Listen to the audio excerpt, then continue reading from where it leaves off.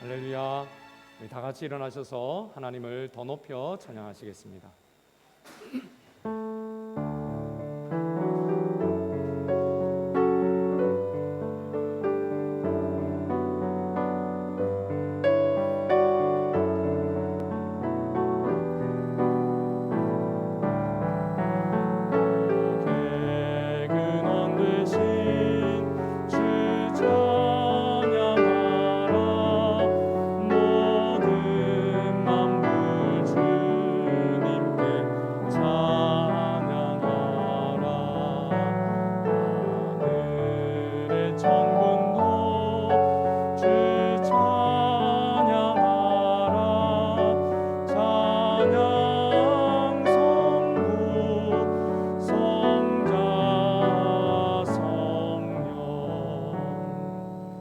기쁨으로 여호와를 섬기며 노래하면서 아멘.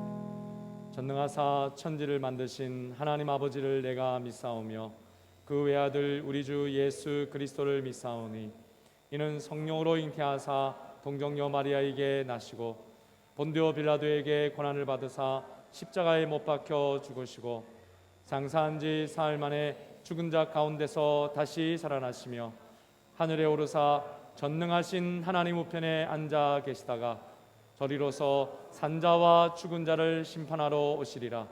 성령을 믿사오며 거룩한 공예와 성도가 서로 귀한 기도 믿음의 고백 감사합니다. 교회 소식 전해드리도록 하겠습니다. 주보 사면을 참고해 주시기를 바랍니다. 우리 드림 장로교에 오신 여러분 주님의 이름으로 환영합니다. 옆에 분들과 인사 나눌까요? 참 잘 오셨습니다. 은혜 받읍시다.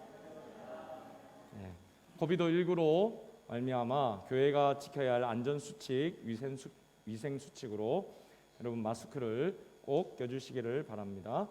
또 찬송은 영상을 보면서 하고 또 헌금은 들어오시면서 드려주시면 되겠습니다. 우리 기존 성도들 오늘 뒤에 보신 바대로 다 사인 꼭 해주시기를 바랍니다. 지난 한 주간 우리 드림 마중물 신년 특별 새벽기도회 은혜 중에 잘 마쳤습니다. 토요일 날은 거의 40명에 육박하는 우리 성도님들이 들어오셔가지고 이게 꿈인가 생신가 제가 그렇게 생각을 할 정도였습니다. 여러분 함께 동참해 주신 우리 성도 여러분 또 드림스쿨 학생들께 다시 한번 감사합니다. 올 한 해 기도를 통해서 승리의 삶을 그려 나가시기를 다시 한번 예수님의 이름으로 축복합니다. 맛있다고 소문난 우리 드림 교회 점심 식사는 아쉽게도 우리 마스크 조치가 완화될 때까지 당분간 교회에서 하지 않을 예정이니까 여러분 착오가 없으시기를 바랍니다. 오늘 날씨가 이렇게 좋은데 아마 속히 완화될 줄로 믿습니다. 또 주일 오후 묵상 모임, 또 화요일 교사 모임, 주중 묵상 모임도 마스크 조치 완화될 때까지 동일하게 줌으로 모이도록 하겠습니다. 줌으로 계속 새벽 기도회가 드려질 예정입니다. 화요일부터 토요일까지 드려지고요. 토요일은 얼굴을 보면서 드리도록 하겠습니다.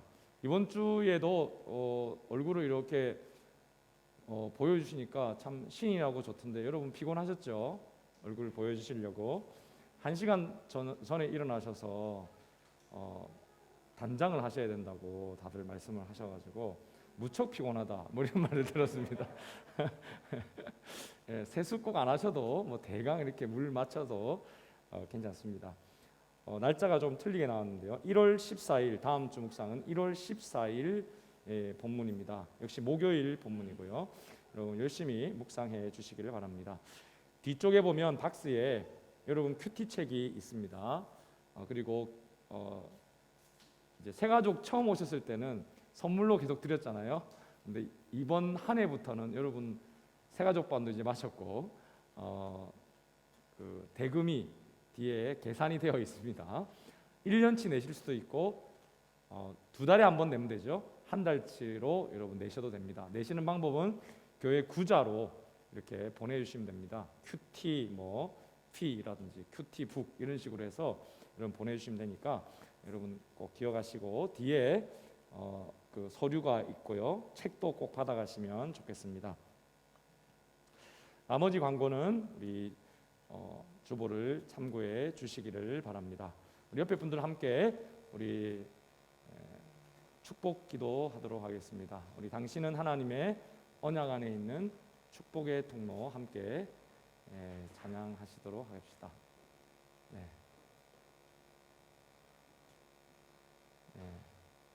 오늘 기도하시랴 반주하시랴 바쁘십니다 아주.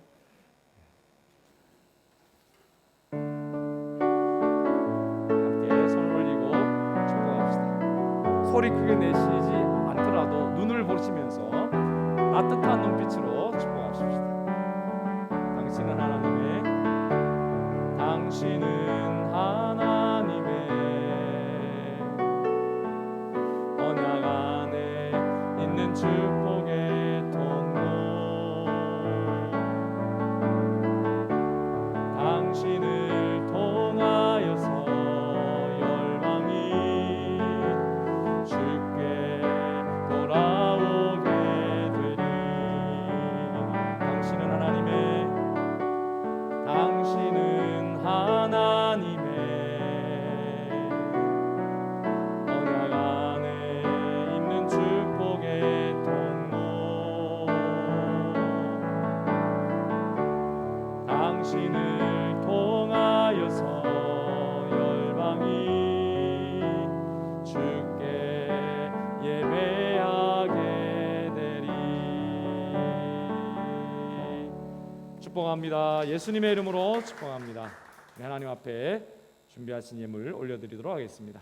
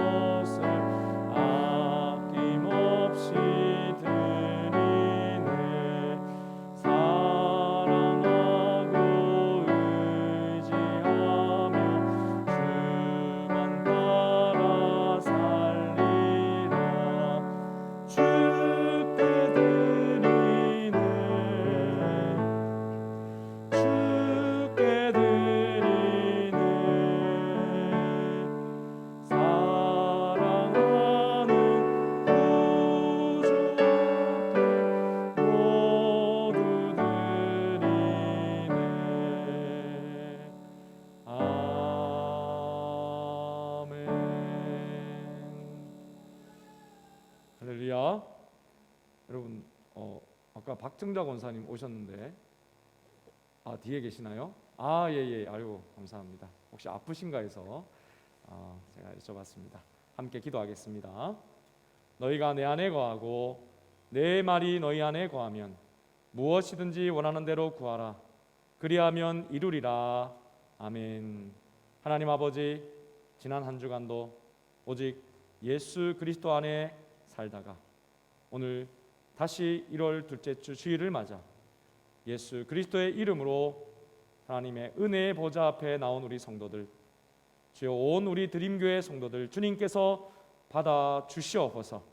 특별히 11조와 감사의 예물과 특별 헌금까지 드리오니 주여 받아 주옵시고 하늘의 신령한 은혜와 땅에 기름진 것으로 갚아 주옵소서. 또한 드리고 싶으나 드리지 못한 우리 성도들 위로하여 주시옵시고 주님 주신 큰 축복 아래에서 마음껏 기쁨으로 드리는 귀한 성도들이 되게 하여 주옵소서. 우리 드림의 어린 생명부터 청년, 장년, 노년에 이르기까지 믿음의 귀한 가문이 되게 하여 주시옵시고 남녀노소 모든 성도들 주의 오른손이 함께하사 든든하게 세워 주심으로 말미암아 드림의 예배와 전도와 선교와 교육의 모든 사역 가운데 축복하여 주심으로 하나님 나라 영광을 위해 크게 쓰임 받는 우리 교회가 되게 하여 주시옵소서. 하나님 아버지, 주님 예수님 다시 오실 때까지 또한 복음을 전하며 생명을 살리는 우리 교회, 깨어있는 교회가 되게 하여 주옵소서. 주여 은혜를 베풀어 주옵소서. 감사드리옵고 예수님의 이름으로 간절히 기도드리옵나이다. 아멘. 할렐루야. 우리 찬송가 나의 죄를 씻기는 함께 우리 찬양하시도록 하겠습니다. 252장입니다.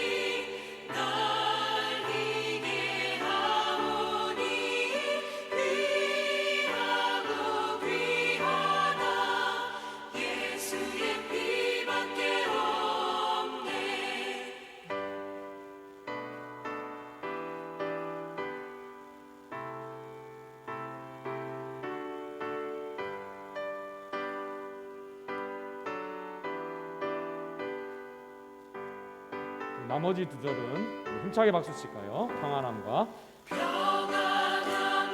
소망은 예수의 피밖에 없네.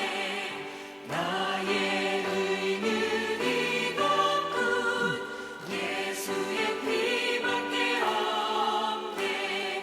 예수의 흘린 피 날 이게 하오니 귀하고 귀하다.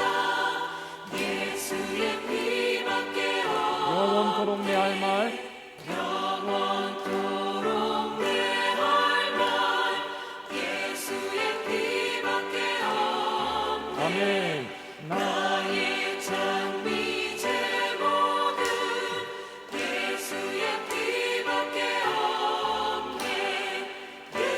예수의 흘린 피 날 이게 하오니 귀하고 귀하다. 예수의 피밖에 없네.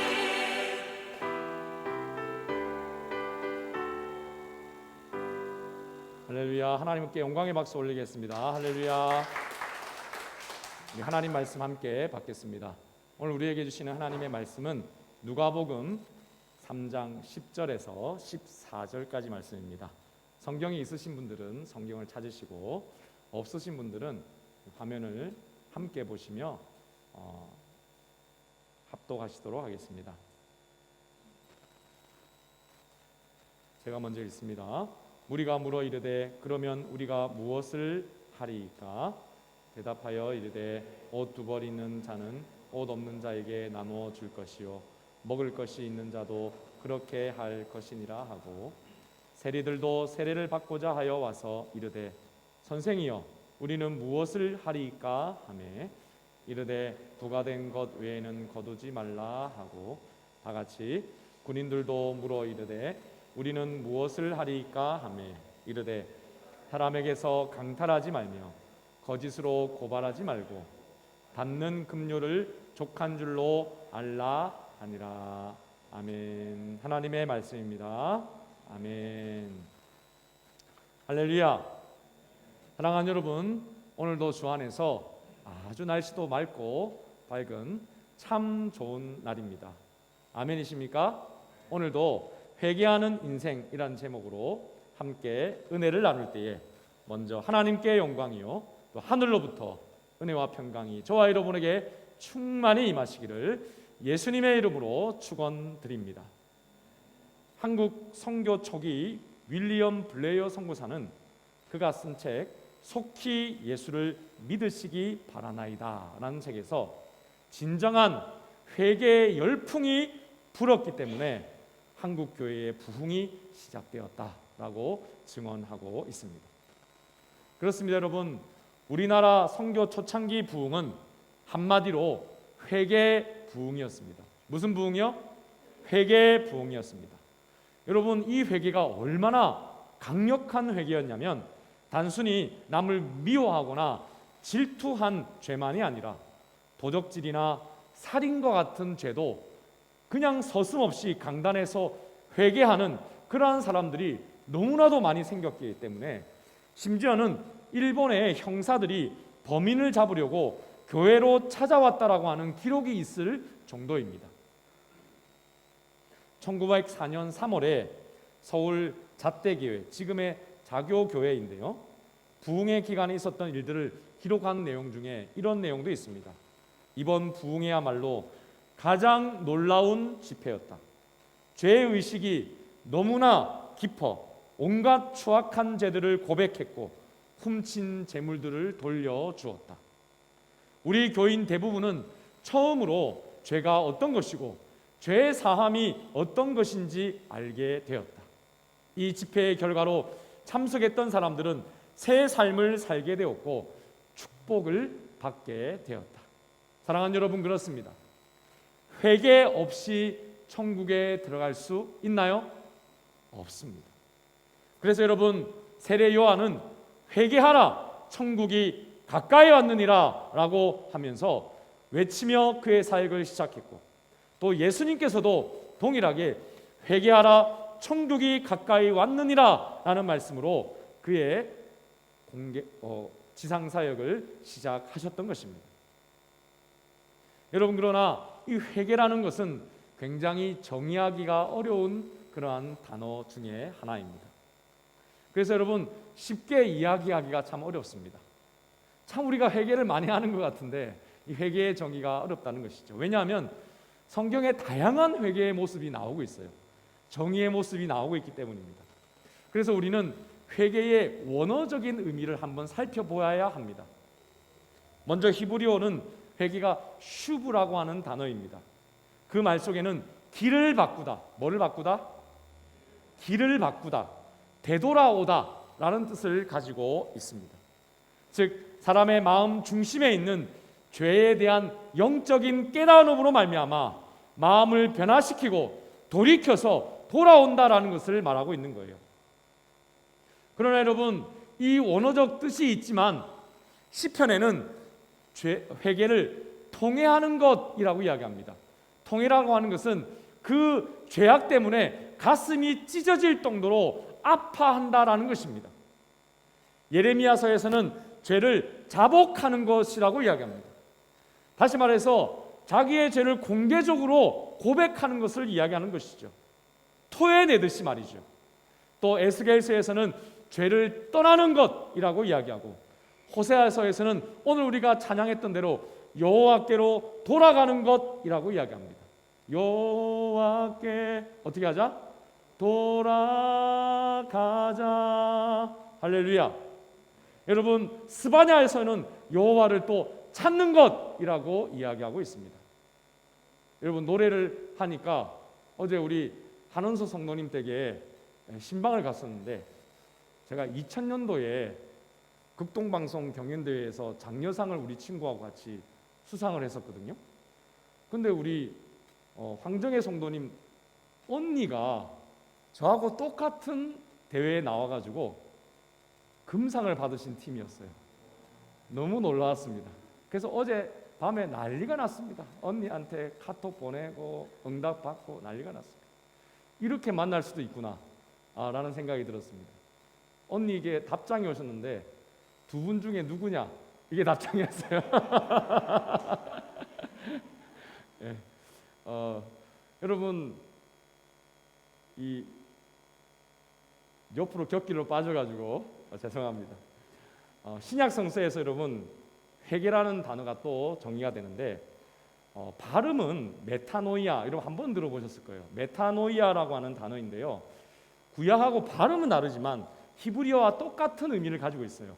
마음의 변화, 돌이킴, 이런 의미를 가지고 있습니다. 그런데 여러분, 이 원어적 의미를 가지고 있는데 역시 각 책에 보면 회개의 정의가 조금씩 바뀌고 있어요. 근데 오늘 여러분 누가복음에서는 이렇게 말씀하고 있습니다. 누가복음 3장 4절과 5절의 말씀에 보면, 선지자 이사야의 책에 쓴 바 광야에서 외치는 자의 소리가 있어 이르되 너희는 주의 길을 준비하라. 회개는 뭐 하는 거라고요? 여기서 주가 누굽니까? 예수님입니다. 예수님을 영접하기 전에 예수님이 오실 수 있도록 그 마음의 길을 어떻게 하는 것? 준비하는 것이라고 이야기합니다.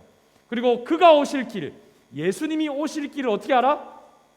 곧게 하는 것이 회개라는 것입니다. 참 다릅니다. 그죠? 여러분, 그 주의 길을 준비하고 길을 곧게 하는 방법이 5절에 나와 있습니다. 같이 한번 읽어볼까요? 시작. 모든 골짜기가 메워지고 낮아지고 굽은 것이 곧아지고 험한 길이 평탄하여 질 것이요 라고 이야기합니다. 여러분, 메투엘리라고 하는 성경 주석의 대가가 있습니다. 그분이 모든 골짜기가 메워지고 라는 것은 낮고 상처받은 인생이 하나님의 은혜로 회복된다라는 것을 이야기하고 있어요. 나도 은혜 받을 수 있습니다. 그 마음이 있다는 거죠. 두 번째로, 모든 산과 작은 산이 낮아지고라는 것은 교만한 자들이 자기를 깎아내린다라는, 자기를 깎는다라는 그러한 의미를 가지고 있다고 합니다. 가지고 있습니다. 또한 여러분, 굽은 것이 곧아지고 험한 길이 평탄해야 된다라는 것은 하나님께로 돌아서는 그 길이 굽고 또 험한 길이 되는데, 그것이 어떻게 된다고요? 평탄하게 되어서 예수님을 찾기에 좋은 길이 된다라는 것이죠. 여러분, 또 모든 육체가 하나님의 구원을 보리라라는 것은, 구원은 여러분 유대인들만 받은 것이 아니라 저와 여러분 이방인들이죠. 회개하는 이러한 준비로 말미암아 누구든지 이러한 구원을 받을 수 있게 된다라고 말씀하고 있는 것입니다. 저는 여러분 매튜 헨리 목사님의 이 정의와는 다르게, 하나님, 이것을 조금 더 쉽게 이야기할 수 있는 방법이 없을까요? 라고 기도했는데 이 장면이 생각이 났습니다. 바로 암 수술하는 장면입니다.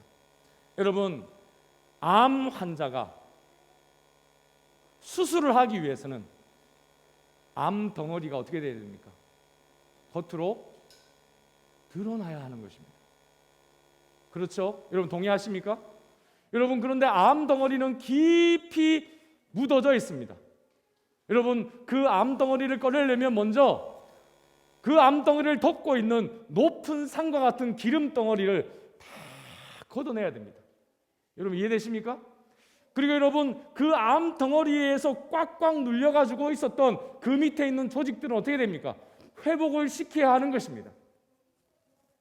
그래서 여러분 이 암 덩어리가 겉으로 나와서 의사 대신 예수님에 의해서 제거가 되고 깨끗하게 여러분 되어야 한다는 것입니다. 이것이 바로 구원이라는 것이죠. 그런데 여러분 이 암 덩어리 환자는 어제도 우리 함께 그런 이야기를 했는데 나이트 클럽을 너무 좋아하는 거예요. 나이트 클럽에서 여러분 술을 마시고 마약을 하고 담배를 피는 것이 너무 행복한 것입니다. 그런데 내일 내가 암 수술을 해야 한다고 의사에게 진단을 받았는데 아니야, 나는 죽어도 좋아. 나는 여전히 나이트클럽에서 춤을 추면서 밤새도록 마약을 하고 담배를 필 거야 라고 고집을 피운다면 그는 여러분 구원을 받을 수가 없는 것입니다. 은혜를 받을 수가 없는 것입니다. 예수님의 손길이 닿을 수가 없는 것입니다. 그래서 여러분 그러므로 회개라는 것은 머리로 내가 이해하고 내가 죄인이구나, 죄덩어리가 내 속에 있구나, 마음으로 그냥 감정적으로 슬퍼하고 후회하는 것이 아닙니다. 죄에 대한 나의 깊숙한 책망과 가책으로 말미암아 내가 이제 이러한 삶을 끊어내야 되겠구나, 내 몸을 수술대 위에 올려드리는 삶의 전환이 있어야 되겠구나, 수술의 명의이신 예수님께 나를 맡겨야 되겠구나, 그러한 결단이 필요하다는 것입니다. 그렇습니다. 여러분 예수님을 모시는 그 왕의 길을 내기 위해서 여러분 삶의 방식을 180도로 돌이키는 그것을 뭐라고 한다고요? 회개라고 한다는 것입니다. 여러분 사람들은 쉽게 회개를 그냥 후회만 하고 그래 나도 죄인이고 니도 죄인 아니냐, 그 죄를 깨닫는 것이라고 생각합니다. 그리고 심지어는 자백도 합니다. 그러나 삶의 방향은 바꾸지 않습니다. 자기 중심으로 살던 것을 하나님 중심으로, 또 의사 대신 예수님 앞에 자기를 맡겨드리는 인생이 되어야 되는데 주님을 따라 살아가는 인생으로 180도 바꾸어서 새로운 길로 가야 하는데 수술대를 지나서 병을 낫고 새 삶을 살아야 하는데 그 길을 선택하기를 주저한다는 것입니다. 사랑하는 여러분, 그러므로 구원받게 되는 성도, 구원받은 성도의 특징이 여러분 무엇일까요? 이런 회개가 된다는 거예요. 왜요? 그 마음에 성령께서 역사하시기 때문이죠.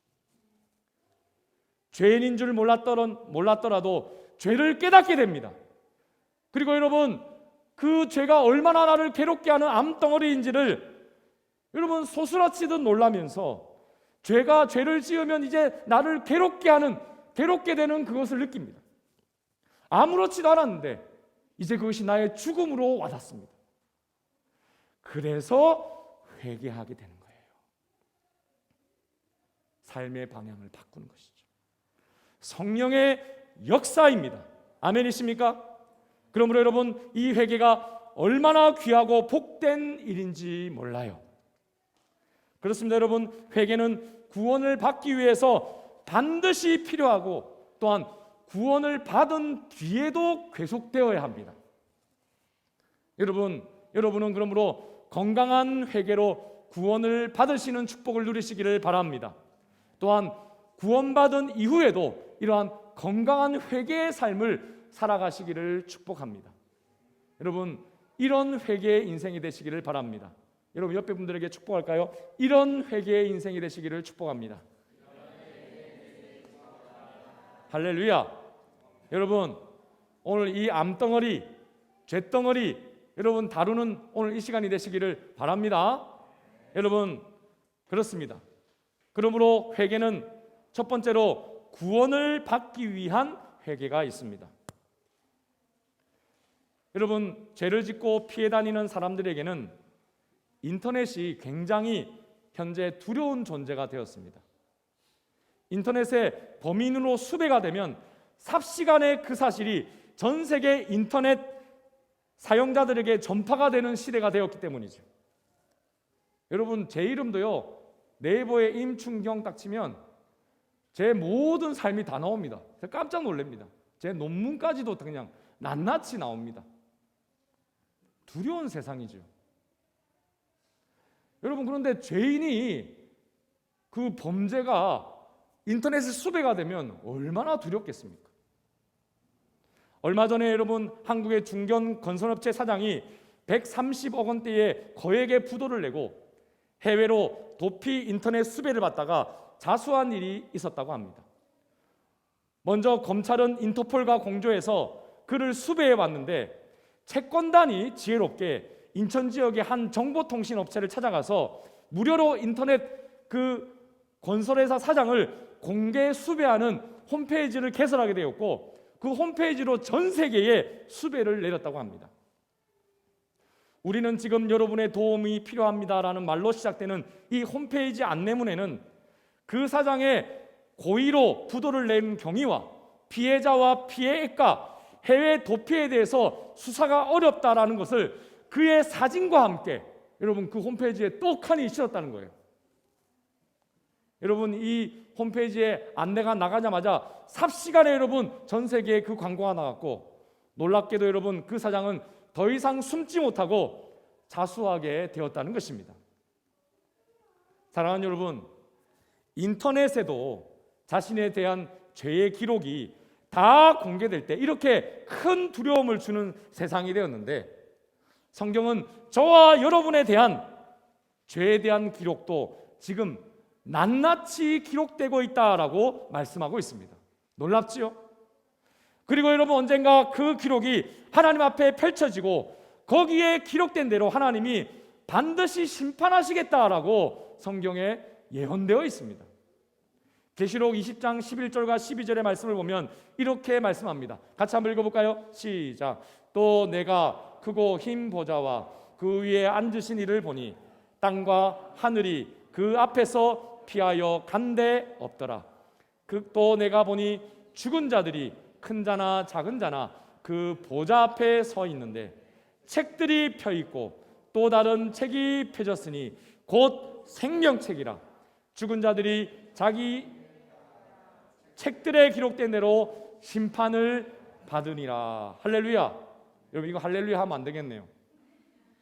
여러분, 계시록 20장 여러분이 읽은 말씀 그대로입니다. 마지막 하나님의 심판은 모든 세대, 모든 인류가 다 하나님의 심판대 앞에 서게 되는데요, 하나님의 보좌 앞에는 예수를 믿는 사람들의 명단이 적혀 있는 생명책이 하나가 있고, 또 하나는 여러분 사람들의 모든 죄의 행실이 기록된 책들이 펴져 있다라고 이야기합니다.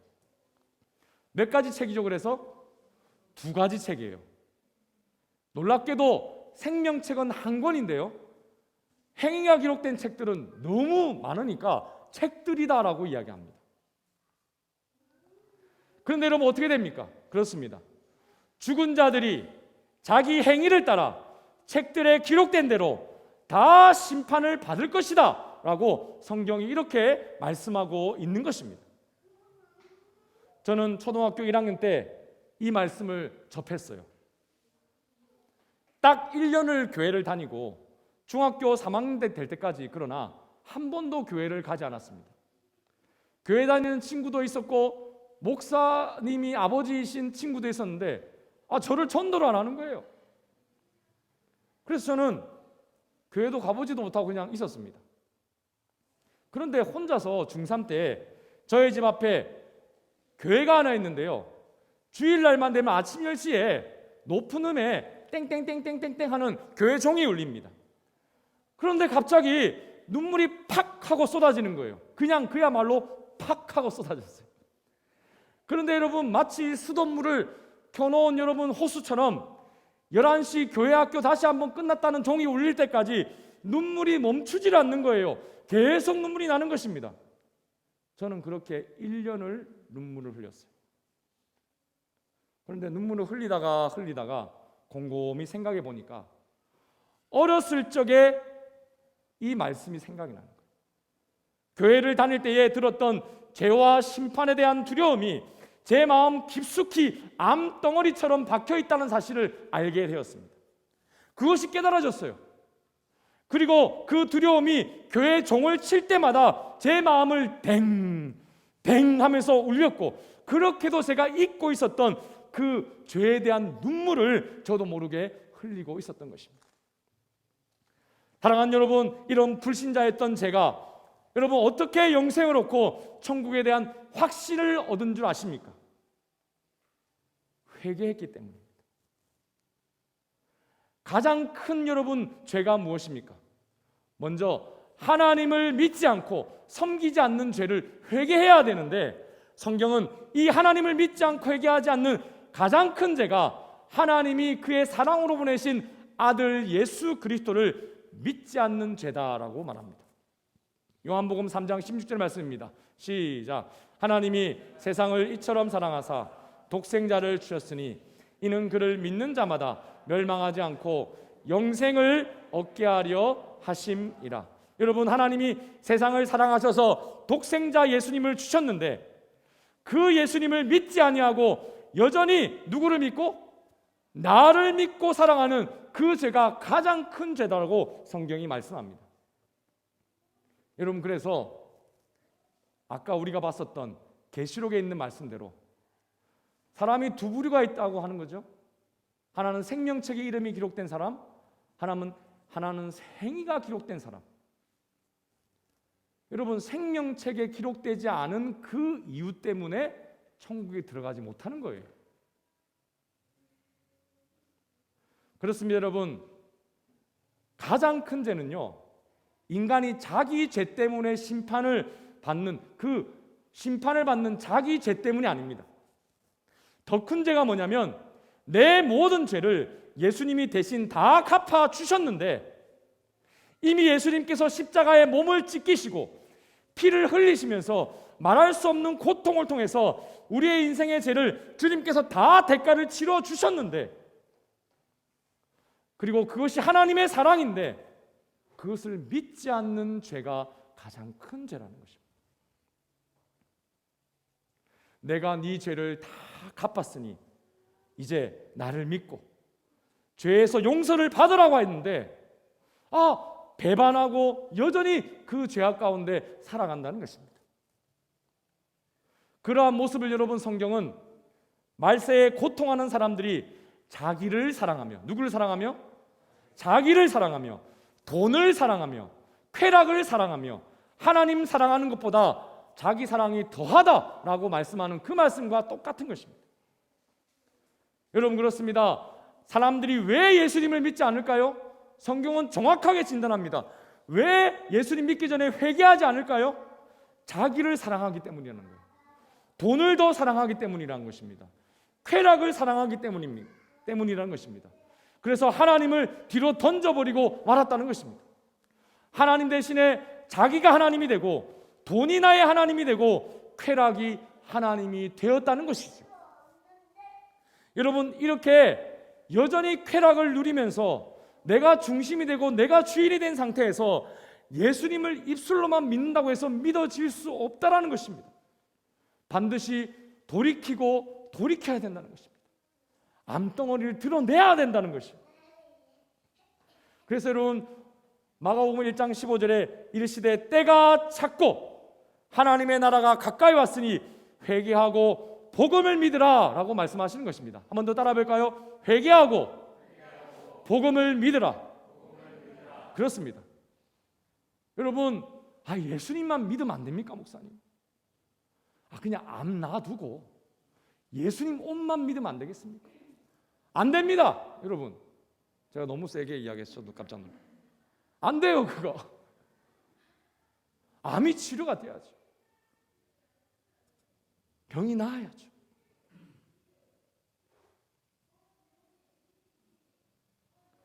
누가복음 3장 10절에서 14절에 그래서 오늘 이렇게 말씀하고 있는 것입니다.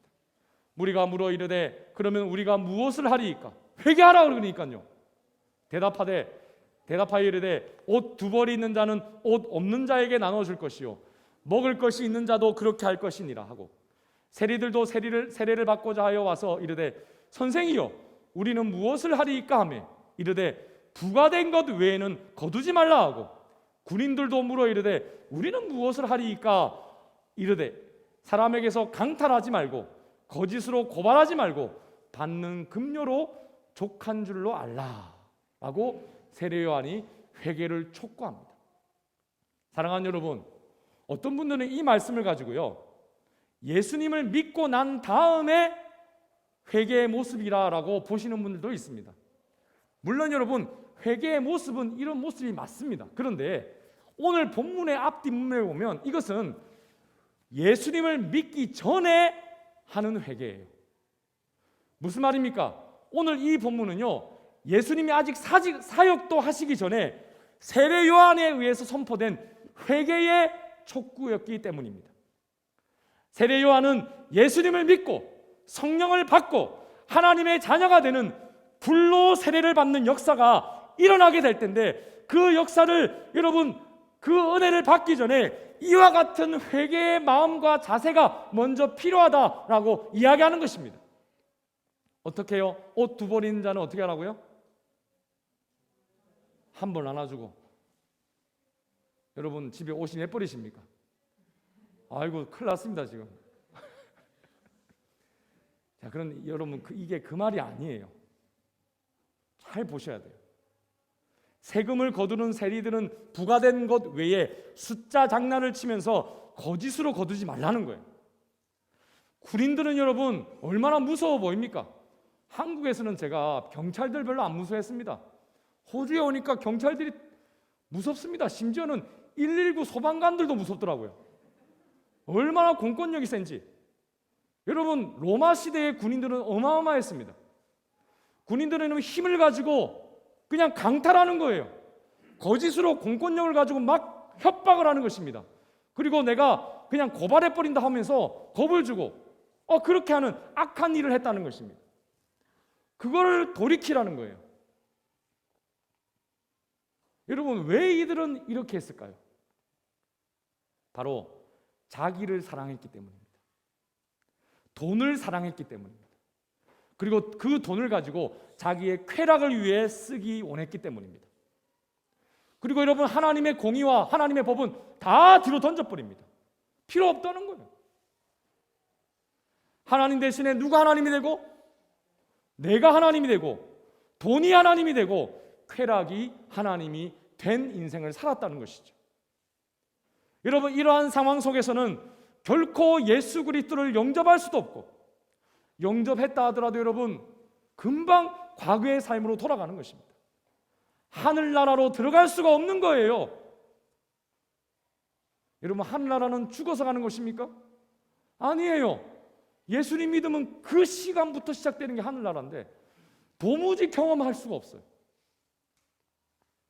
여러분 그렇습니다. 그래서 이 말씀은 여러분 단순하게 선한 일을 하라라는 것이 절대 아닙니다. 여러분 그래서 집에 가셔서 오늘부터 두 벌로 나눠주고 그거 하라는 말이 아니에요. 이거는 자기 중심적 삶의 자세에서 돌이키라는 것입니다.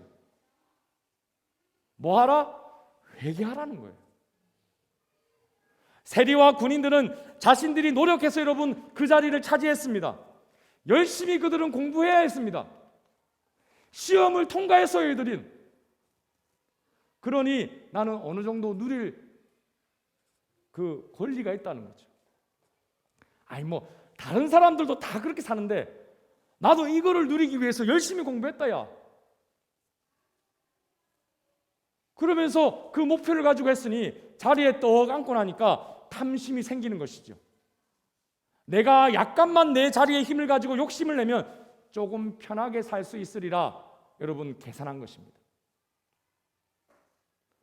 어제 우리 집사님하고 우리 한원 성도님하고 이런 이야기를 했어요. 어떤 분이 나이가 40이 넘은 분이 제가 의사가 되고 싶은데 한 달에 얼마 봅니까? 물어보더래요. 한 성도님이 기가 차가지고 당신은 의사가 되면 안 됩니다. 대놓고 이야기했대요. 의사는 돈을 보고 하는 것이 아니라 사명을 가지고 하는 것이 의사이기 때문에. 이들은 사명이 없는 거예요. 아니 그냥 내가 권리가 있으면 당연히 누리는 것이지. 그렇게 생각하고 산다는 거예요. 사랑하는 여러분, 회개하지 못하는 마음 상태를 너무나도 잘 표현하고 있지 않습니까? 그런데 여러분, 이 모습이 제 모습이었어요. 저도 여러분 학교 다닐 때 예수님 믿기 전에, 회개하기 전에 어떻게 했는지 아십니까? 저는요, 저보다 조금 못한 아이들이라는 판단이 딱 서잖아요. 그러면 그 아이들 이름을 안 외우고 1년을 보냈습니다. 참 죄송합니다 여러분, 제가 옛날에 그런 사람이에요. 1년 동안 제가 분명히 친구죠. 예, 친구예요. 그런데 단 한 번도 이름 부르지 않았습니다.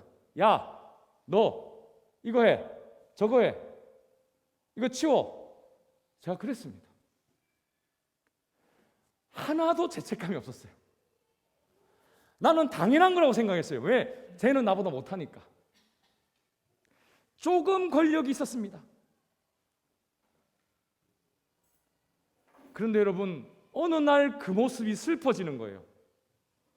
너무 괴롭고 아프고, 제가 했던 그 죄가요, 세상에서 가장 큰 죄예요.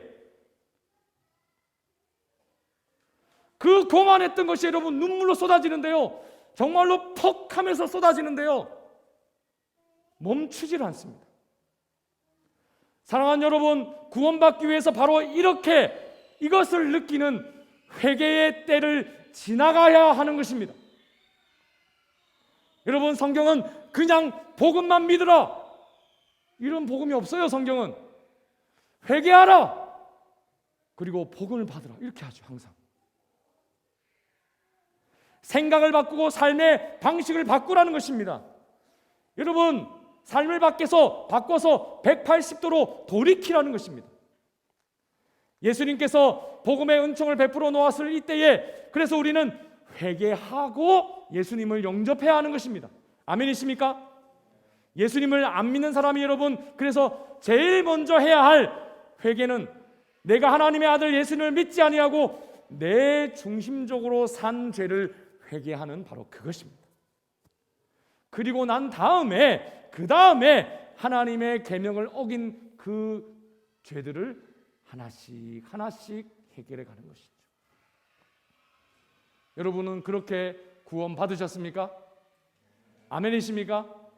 여러분, 그런데요, 참 이거 좋은 소식이기도 하고 안 좋은 소식이기도 한데, 한번 읽어볼까요? 시작. 구원받은 뒤에도 계속되어야 할 회개가 있습니다. 아이고, 막 구원받았으니까 이제 회개 안 하고 그냥 룰루랄라 그냥 내 마음대로 또 살아도 되겠지. 우리 청년들에게 복음을 전하면 꼭 그렇게 이야기합니다. 목사님, 이제 예수님 믿고 내가 구원의 은혜를 받았고 천국에 갈 수 있으니까 제 마음대로 살아도 되겠지요? 꼭 그 이야기를 물어요. 여러분, 아닙니다. 그렇게 살 수 없어요. 다시 암덩어리를 키우는 고통이 있는데요, 못 삽니다. 그렇게. 예수 믿는 성도들은 그래서 예수 믿을 때 회개하고 믿었던 것처럼 예수 믿은 다음에도요, 계속 회개하며 살아갑니다. 여러분, 세월호 그 사건이 일어났을 때에 여러분 구원파를 신봉했던 그 세월호 선장이 했던 이런 행동 기억하시죠? 저는 그 행동 절대 못 잊을 것 같습니다. 여러분, 애들은 지금 물에 빠져서 죽고 절대 그 자리에서 움직이지 말라 해놓고는 자기들은 구조받은 다음에 나와서 한 일이 무엇입니까? 난로에 돈을 10,000원짜리 50,000원짜리 돈 말리고 있었습니다. 세고 있었어요. 그들이 여러분 죄책감을 느끼지 않습니다. 그게 이단이죠. 예수 믿었으니까 죄 지어도 된다는 거예요. 놀랍지 않습니까, 여러분? 근데 그게 통하는 세상이에요, 지금. 이상하지만 그렇습니다.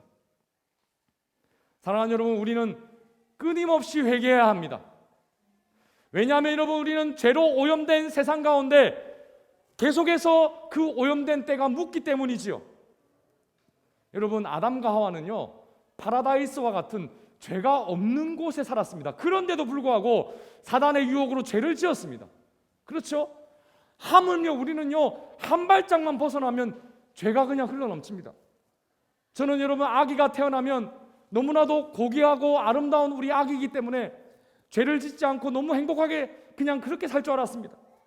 그런데 여러분, 아기와 시간을 갖는 순간순간이 죄입니다. 여러분 어느 분들은 이런 말도 하더라고요. 애가 울면 그냥 확 던지고 싶다, 이런 말도 하시는 분도 봤어요. 여러분 우리는 죄인입니다.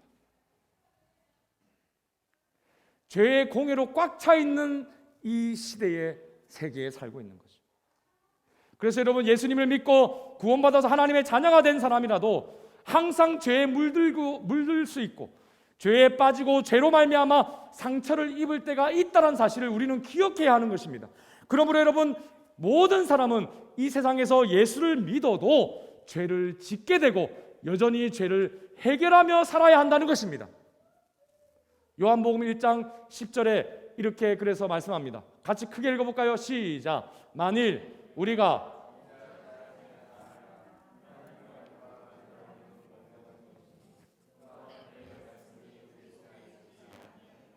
많은 사람들이 이렇게 얘기합니다. 목사님, 저는 이제 죄가 없습니다. 이 세상에 살면서 죄가 없어졌습니다. 그러면 성경이 뭐라고 이야기합니까? 그 사람이 거짓말쟁이다 이렇게 말하지 하고 있지 않고요. 하나님을 거짓말쟁이로 만드는 것이다 이렇게 이야기합니다. 여기서 여러분 우리가 누구일까요? 믿지 아니하는 자일까요? 믿은 자일까요? 믿은 자예요. 믿은 자예요. 굉장히 놀라운 말씀입니다. 이거 사실은. 여러분 세상에 살면서 예수 믿는 자도 언제나 죄를 짓게 된다는 것입니다. 예수를 믿음으로 말미암아 온몸이 깨끗해졌으나 발은 더러워진다라고 이야기하신 예수님의 말씀이 그래서 나오는 것입니다. 한 번은 여러분 예수님이 베드로의 발을 씻기려고 하자 베드로가 죄송한 마음으로 예수님, 어떻게 예수님이 제 주인님이신데 제 발을 씻기시려고 합니까? 안 됩니다. 그렇게 이야기하니까 예수님께서 내가 네 발을 씻기지 아니하면 너는 나와 상관이 없어. 그렇게 말씀하셨어요. 여러분 베드로가 참 열심히 있지 않습니까? 그러니까 예수님 그러면요 상관이 없다고요. 그러면 저 발만 씻기면 요만큼 상관이 있으니까 저 머리끝에서부터 발끝까지 목욕 한 번 더 씻겨주십시오. 그렇게 이야기합니다. 한 번 더가 아니라 목욕 한 번 씻겨주십시오 이렇게 이야기합니다. 그러자 예수님이 놀라운 말씀을 하시는 거예요. 분명히 베드로는 목욕한 적이 없어요. 그런데 예수님이 이렇게 말씀하십니다. 한 번 목욕하여 깨끗함을 입은 사람은 발밖에 씻을 것이 없느니라. 여러분 예수님의 이 퍼포먼스라고도 할 수 있는 이것은 바로 예수님을 믿고 원죄가 사해지고 과거의 모든 죄와 현재와 미래에 대한 대가까지 다 치른 자, 그 사람은 목욕한 자인데 그 자라 하더라도 세상에서 죄를 짓고 죄의 때가 묻을 때 어떻게 된다? 예수님께 발을 내밀어서 발을 씻음 받아야 하는 인생을 살아야 한다는 것입니다. 이렇게 살지 않으면 누구와 상관이 없다고요? 예수와 상관이 없다는 거예요. 여러분 그렇습니다. 구원받은 사람은 행위를 늘 씻어야 합니다. 구원 안 받은 사람은 온 전체가 죄이지만 구원받은 사람은 원죄에서 과거와 현재와 미래에 대한 죄의 대가는 다 씻고 해결을 한 인생이지만 그 이후에 여러분 다시 발에 묻는 그 죄에 대한 대가를 치르는 것이 아니라 회개의 고백을 계속 해야 한다라고 예수님이 말하고 있는 것입니다. 그렇습니다. 여러분 매일매일 짓는 자범죄에 대해서 우리는 고백하고 자백하며 주님 앞에 여전히 회개하는 인생을 살아야 한다는 거죠. 요한일서 1장 9절의 말씀입니다. 시작. 만일 우리가 우리 죄를 자백하면 그는 미쁘시고 의로우사 우리 죄를 사하시며 우리를 모든 불의에서 깨끗하게 하실 것이요. 할렐루야. 사랑하는 여러분, 하나님께서는 여러분의 그 죄의 고백을 하시면 절대로 여러분을 책망하거나 부끄럽게 하지 않아요. 하나님은 다 용서하십니다. 깨끗하게 하십니다. 여러분 믿으시기를 축복합니다. 여기서 우리는 어거스틴의 말을 기억할 필요가 있습니다. 어거스틴은 인간의 상태에 대해서 아담과 하와가 존재했던 에덴 동산부터 우리가 천국에 들어갈 때까지의 상태를 이렇게 이야기했습니다. 에덴 동산에 있을 때는 어떤 상태? 시작. 타락한 이후에는요? 예수 믿고 구원받은 이후에는요? 마지막 천국에 가서는요? 할렐루야. 그렇습니다. 여러분, 어거스틴이 구원받은 자의 상태를 죄를 회개하는 상태라고 적지 않은 것이 여러분 우리의 포커스가 되시기를 축복합니다. 여러분, 예수를 믿은 사람은요, 똑같이 그냥 예수님 저 발 씻어주세요, 죄 짓고 발 씻어주세요, 죄 짓고 발 씻어주세요, 이런 인생이 아니라는 거예요. 조금 더 넓게 회개의 인생을 살아야 한다는 것입니다. 그렇습니다. 죄를 짓지 않을 수 있는 상태가 된다는 거예요. 그렇게 되어야 한다는 것입니다. 이것에 대해서 마태복음 18장에서 베드로가 예수님께 이런 질문을 합니다. 그때 베드로가 이르되 주여, 형제가 내게 죄를 범하면 몇 번이나 용서해 줄까요? 여러분, 당시에는 3번 용서가 기본이었습니다. 베드로가 근데 은혜 받았어요. 그래서 7번, 완전 숫자 아닙니까? 7번 용서해 줄까요? 하고 선신을 팍 썼습니다. 그랬더니 예수님께서 뭐라고 하십니까? 7번뿐만 아니라 어떻게 해요? 70에 7번. 그럼 몇 번입니까? 70 곱하기 7입니다. 이건 뭐 하라는 것이냐면 그 사람이 회개하면 무조건 용서해 줘라고 말해요. 그런데요, 회개하면 용서해 주라라는 말로만 우리가 생각을 하는데요, 그 뒤에 예화가 참 재밌습니다. 한 사람이 용서를 받았는데 큰 10,000달란트, 어마어마한 금액을 탕감을 받았어요. 그런데 탕감을 받은 그 뒤에 자기에게 얼마 빚지지 않은 사람들을 막 감옥에 가두고 뭐 폭력을 행사하고 그런 것을 보면서 다시 주인이 감옥에 가둬버리라 라고 하는 장면이 나옵니다. 그러면서 여러분 33절, 34절, 35절에 이렇게 결론을 내립니다. 같이 한번 크게 읽어볼까요? 시작. 내가 너를 불쌍히 여김과 같이 너도 내 동료를 불쌍히 여김이 마땅하지 아니하냐 하고 주인이 노하여 그 빚을 다 갚도록 그를 옥졸들에게 넘기니라. 너희가 각각 마음으로부터 형제를 용서하지 아니하면 나의 하늘 아버지께서도 너희에게 이와 같이 하시리라. 아멘. 여러분, 우리가 구원받고 나서 회개해야 할 일이 잊지 말아야 할 부분이 있음을 꼭 기억하십시오. 나에게 죄를 지은 형제에 대해서 용서하는 용서를 통한 회개입니다. 여러분, 용서가 회개일까요? 네. 용서는 회개의 또 다른 모습이에요. 예수님께서는 네가 나의 십자가로 말미암아 하나님께 영원히 용서받고 영원한 심판을 받지 않는 인생이 되었다. 그렇다면 너도 이제 용서하는 삶을 살아가라 라고 말씀하십니다. 그런데 용서를 하지 않으면 구원받지 않았을 때와 같이 죄의 감옥에 갇혀 살 수 있다라고 말씀하고 있는 것이죠. 사랑하는 여러분, 회개라는 것은 그래서 쓰레기를 청소하는 것과 마찬가지입니다. 내가 죄에서 돌이켜 예수님을 통해서 은혜로 구원받고 어떤 추가 조건도 없이 천국을 선물로 받았다면 이제는 나도 그렇게 은혜를 베푸는 용서의 삶을 살면서 예수님의 이름으로, 예수 그리스도의 보혈의 능력으로 내 속에 여전히 흔적으로 남아있는 그 쓰레기를 청소하는, 그것을 계속하는 것을 말하고 있는 것입니다. 사랑하는 여러분, 톨스토이 작품에 보면 이런 이야기가 있어요. 목사님에게 두 여인이 찾아옵니다. 한 여인은 가슴을 치며 울면서 나는 큰 죄인입니다 라고 여러분 말을 했지만, 옆에 같이 온 여인은 방실방실 웃으면서 목사님, 나는 별로 죄 지은 게 없어요. 자질구레한 죄는 많이 지은 것 같은데 뭐 그렇게 큰 죄는 아니에요. 여러분 좀 얄밉게 들리라고 제가 그랬는데, 여러분 목사님이 가만히 보다가 우는 여인을 일단 중지시키고 당신은 가서 큰 바위 하나를 가져오십시오 라고 이야기합니다. 그리고 옆에 있는 자질구레한 죄를 지은 여인에게는 당신은 치마폭에 자잘한 돌을 많이 가져오세요 라고 이야기했습니다.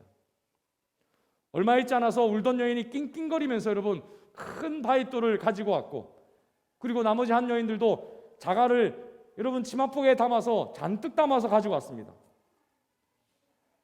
그런데 목사님이 가져오자마자 다시 이렇게 명령합니다.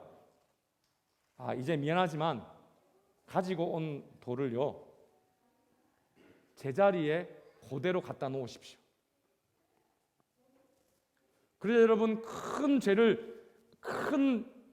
죄를 지었다는 그 부인은 그 바위돌을 있는 자리 그대로 여러분 자리에 모양이 있으니까요 그대로 갖다 놓았는데 자질구레한 돌을 치마폭에 가득 싼 이 여인은 얼굴이 시뻘개지면서 난처하기만 하고 있는 거예요. 그래서 목사님이 왜 그러십니까? 라고 하니까 아니 목사님 제가 이 자질구레한 돌들 엄청나게 많이 가져왔는데 이것을 다 그 자리에 어떻게 갖다 놓습니까? 그러면서 당황하더라는 거예요. 그때 목사님이 이렇게 이야기했다고 합니다. 보십시오. 죄라는 것은 바로 지었을 때에 그 자리에서 회개해 버려야 합니다. 잔잘한 죄라고 회개하지 않으면 당신의 치마폭에 쌓여있는 그 잔잔한 돌멩이들 같아서 나중에는 회개하려고 해도 도대체 무엇을 회개해야 되는지 모르고 힘들고 고통스럽기만 하는 것입니다. 그렇기 때문에 죄라는 것은 그때그때 해결해야지 모아놓지 말고 청산해 버리시기를 바랍니다. 여러분 우리도 이와 같은 인생을 살아가야 하는 줄로 믿으시기를 바랍니다. 여러분 마음의 쓰레기를 계속 청소해 나가야 하는 것입니다. 여러분 죄는 변명하는 것이 아닙니다. 회개하는 것입니다. 여러분 저는 이 짧지 않은 20년이 벌써 넘었어요. 목회를 하면서 이 믿지 아니하는 사람들을 미워하는 그러한 그분들이 이렇게 힘들게 하는 것보다도요 교회 안에서 또 가정에서 힘든 일을 더 많이 겪은 것 같아요. 그래서 미워할 수밖에 없어. 저 사람은 진짜 미워할 수밖에 없어. 이런 결론을 내렸을 때가 한두 번이 아니었던 것 같습니다. 그런데 여러분 그 사람이 제게 큰 아픔을 주고 고통을 주어서 하나님 앞에 기도하면 하나님께서 이렇게 말씀하십니다.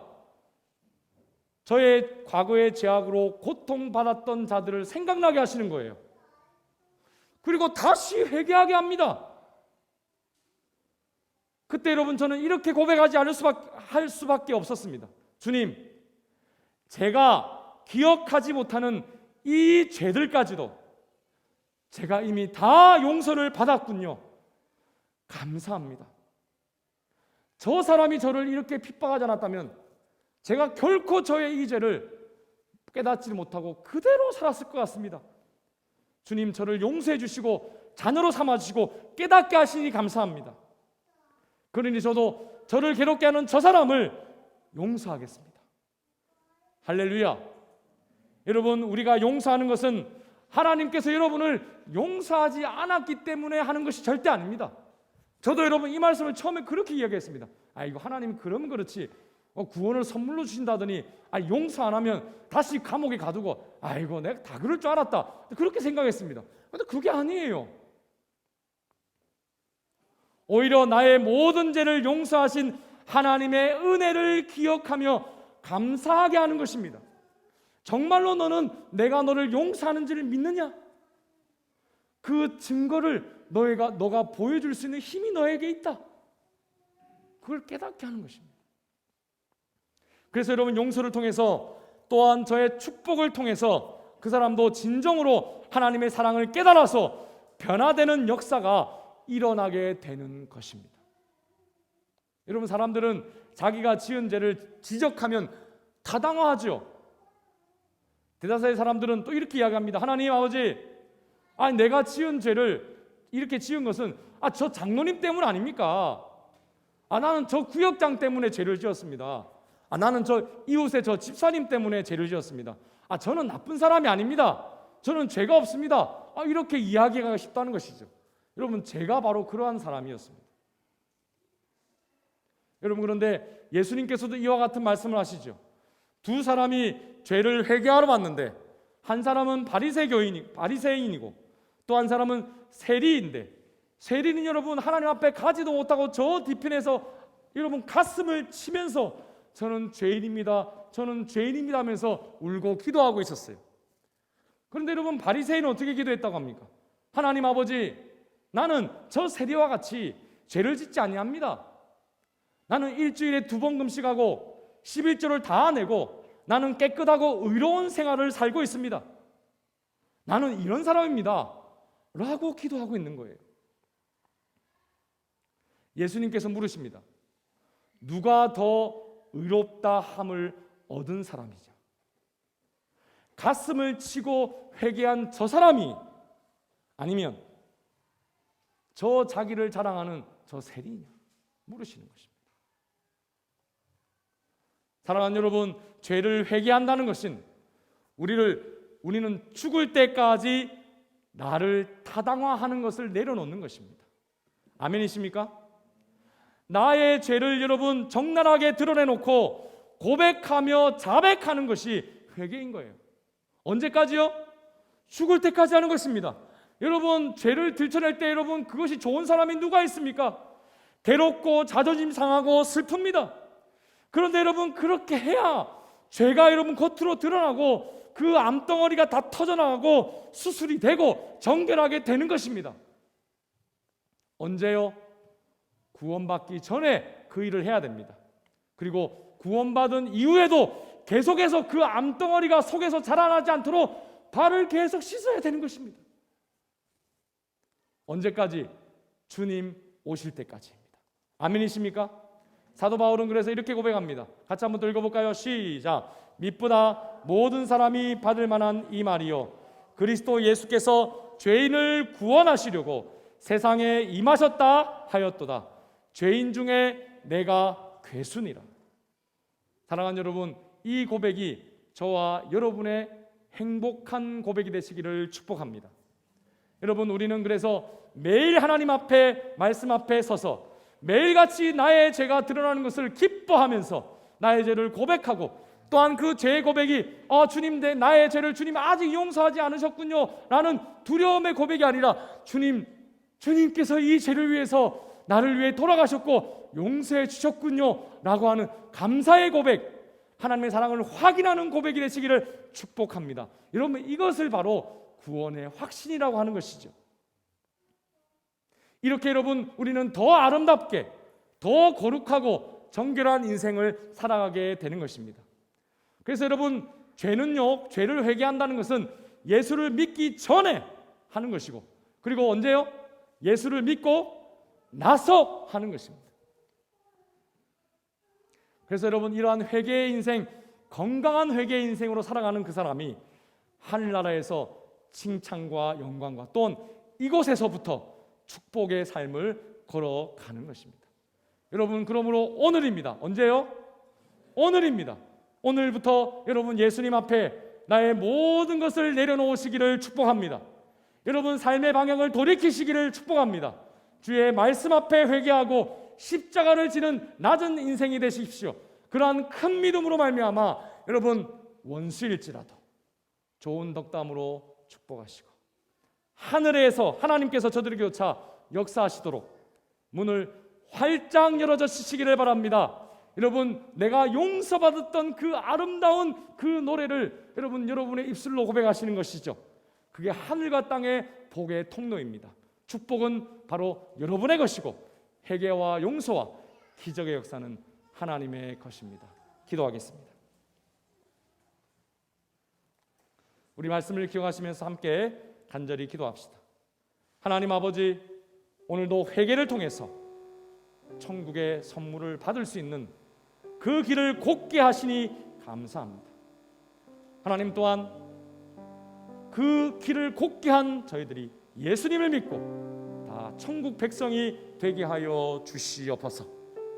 또한 천국의 선물을 이미 받은 성도들도 살아가며 매일 말씀 앞에 회개의 마음, 상한 심정이 되어 주님 앞에 나아가게 하여 주옵소서. 시편에 있는 말씀대로 하나님께서 구하시는 제사는 상한 심령이라, 하나님이여 상하고 통회하는 마음을 주께서 멸시하지 않으신다는 말씀대로 하나님, 주여 회개하면 하나님이 나를 멸시하고 나를 비웃을 것 같고 세상 사람들이 나를 비웃을 것 같은데 하나님 오히려 나를 긍휼히 여겨주시고 불쌍히 여겨주시고 새롭게 해주신다는 약속 주심을 믿고 감사합니다. 그러므로 죄를 지었음에도 불구하고 안 지은 사람처럼 그러한 뻔뻔한 위선자의 바리새인의 인생이 되지 않게 하여 주시고 고달픈 삶을 살지 않게 하여 주옵시고 회개하고 변화되고 죄를 이기는 인생, 깨어있는 인생이 되게 하여 주옵소서. 가장 강력한 이름 예수의 이름으로 승리의 걸음을 걷게 하여 주옵소서. 천국에 들어갈 때까지 매일매일 회개하는 인생 되게 하여 달라고 우리 말씀을 기억하시면서 함께 간절히 기도하도록 하겠습니다. 기도하십니다. 하나님 아버지 감사합니다. 아버지 하나님 그렇습니다. 매일매일 회개를 통하여서 하나님 천국의 인생을 살되 하나님 우리가 과거를 돌아보니 예수님을 믿기 전에 하나님 내가 남을 괴롭히고 야 너 라고 하며 무시하며 살았던, 내가 왕으로 내가 주인으로 살았던 그것이 너무나도 고통스럽고 하나님 슬퍼하는 그 회개를 통해서 천국의 선물을 받게 하시니 감사합니다. 또한 천국의 선물을 받은 성도로 살면서도 매일 말씀 앞에 하나님 내가 깨닫지 못하는 회개의 그 심령, 상한 심정이 되어서 주님 앞에 나아가게 하여 주옵소서. 주여 그렇습니다. 회개하면 하나님이 나를 멸시하고 나를 비웃고 또 세상 사람들이 나를 멸시하고 비웃을 것 같지만 하나님께서 나의 인생의 주인이심으로 상하고 통회하는 마음을 가진 사람, 주님 앞에 나온 그 사람을 불쌍히 여기시고 새롭게 해주신다는 사실을 믿게 하여 주시옵소서. 그렇습니다. 하나님 이제는 새 인생, 돌이키는 인생, 가장 강력한 예수의 이름으로 살아가는 승리의 인생이 되게 하여 주옵소서. 저 천국에 갈 때까지 하나님 승리의 삶을 살게 하여 주옵소서. 예수님의 이름으로 간절히 기도드리옵나이다. 아멘. 우리 다 같이 일어나셔서 우리 함께 여호와께로 돌아가자. 한 번 더 찬양합시다.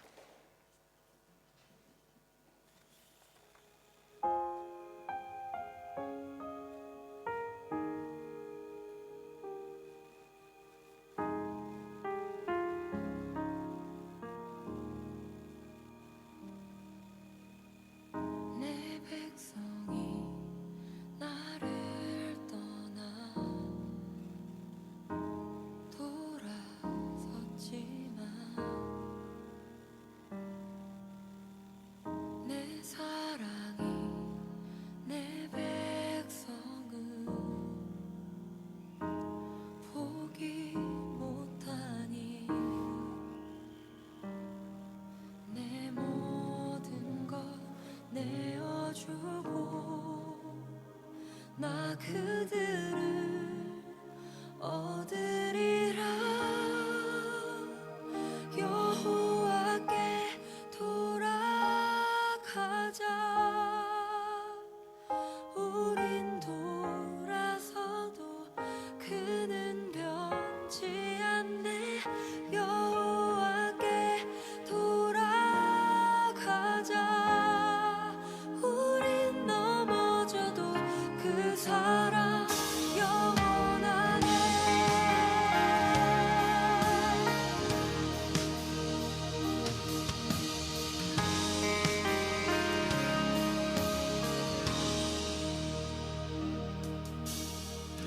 내 백성이 나를 떠나 돌아섰지만 내 사랑이 내 백성을 포기 못하니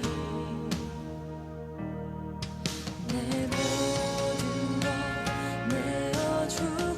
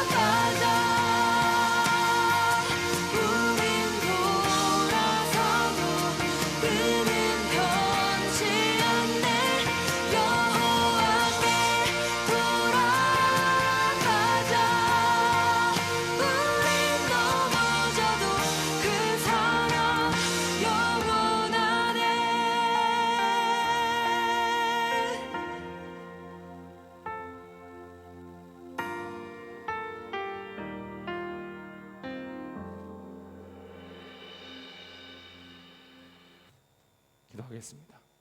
내가 이르기를 내 허물을 여호와께 자복하리라 하고 주께 내 죄를 아뢰고 내 죄악을 숨기지 아니하였더니 곧 주께서 내 죄악을 사하셨나이다. 지금은 우리 주 예수 그리스도의 은혜와 하나님의 극진하신 사랑하심과 성령의 감동감화 인도교통 충만하신 은총이 회개하여 예수님을 믿고 영생을 얻으며 또한 주님 다시 오실 때까지 회개하여 용서받았음을 잊지 않고 주님이 먼저 내 발을 씻기신 것처럼 형제의 발을 씻기며 또한 죄를 이기며 용서하며 살아가기를 소원하는 우리 모든 성도들과 가정과 직장과 사업과 우리 교회와 호주사회와 우리 민족 또 열방의 선교지 위에 지금부터 영원토록 함께 있을지어다. 아멘.